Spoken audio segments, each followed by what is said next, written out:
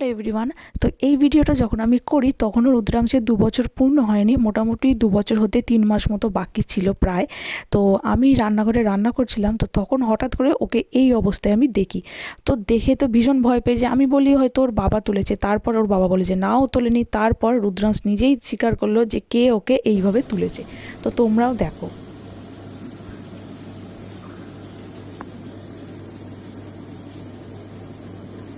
দেখো, দেখছো কি করে উঠলো, দেখছো? দেখো তারপরে একজন কত বড় বাবদা বদমাস হয়েছে সেটা খালি দেখো সবাই। তারপরে